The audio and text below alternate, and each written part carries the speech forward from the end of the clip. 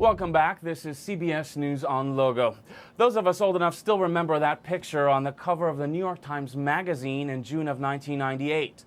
An anonymous Marine standing proud, his face hidden only by his salute. The caption read, "The Shadow Life of a Gay Marine." It was an investigative piece that was supposed to expose the problems with a then relatively new policy called Don't Ask, Don't Tell. But instead, it ended up sending the man in the picture into a downward spiral. After years of battling depression, drugs, and scandal, Rich Merritt is coming out with his first novel about what else? Gay Marines. Back in 1998, Captain Rich Merritt was just another die-hard Marine. Except for one thing. He was gay.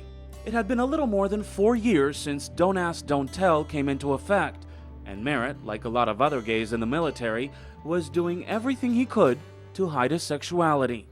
There's a Marine Corps ball every year, and if you keep showing up without a date, that's going to be a problem. So every year I would bring a female friend, and we would have the best time.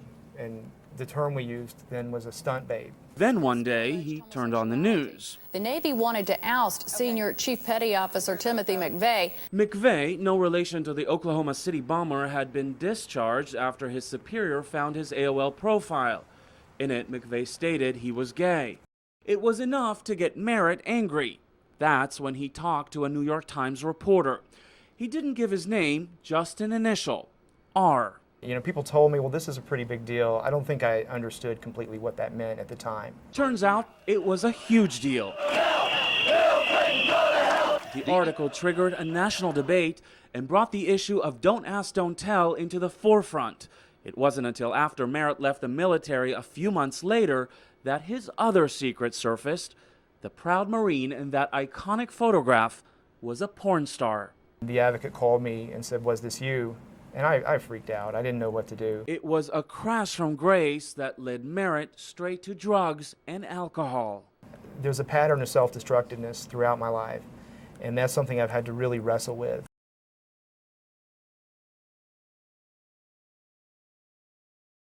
Do you regret having gone and done that today? Does that chip at your credibility? I don't live my life with regrets because those eat at you. You wouldn't have done that today? No, I would not have.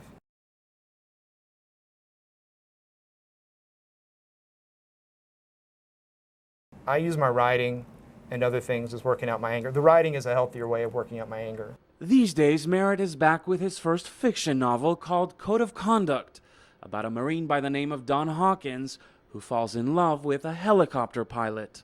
The character's based on about 3 or 4 different people, and he's a little bit older, he's really solid, he's really grounded, and I was not. And I think I would really have liked to have met someone like him when I was in that position. It's been a long and difficult journey, but Merritt says now he's happy and finally at ease with his past.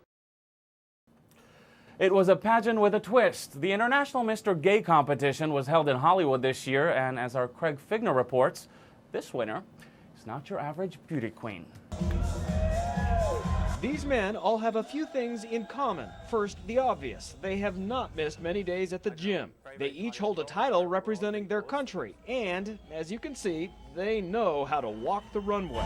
This is a competition for the 2008 title of International Mr. Gay. The winner takes on a ceremonial role in representing gay issues. The judges are interested in men who break stereotypes. I'm a policeman. Okay, well, so this is not a costume. You are a policeman. This is my hat. I patrol in the streets of England, and I'm an openly gay policeman. I've been in the army. I was openly gay in the army. Actually, they gave me 2 days off just to go to the competition because they wanted me to win. The show in Hollywood was a bit campy and certainly looked a lot like a beauty pageant. On stage, the men were scored for appearance, stage presence, and spokesmanship. On a stage full of 10s, the judges found their measure of perfection, taking 19 men and whittling the group down to 5. The second runner-up was Mr. UK, the first runner-up, Mr. Venezuela, and the winner, Mr. Argentina. His prize, $10,000 in cash and a year of lending his new image and fame to charitable causes. In Hollywood, I'm Craig Figner for CBS News on Logo. By the way, Craig volunteered to do that story. I wonder why. Anyway, that's our show for this week. From all of us here at CBS News headquarters in New York, thanks for watching. And of course, you can watch all the latest headlines online at 365gay.com.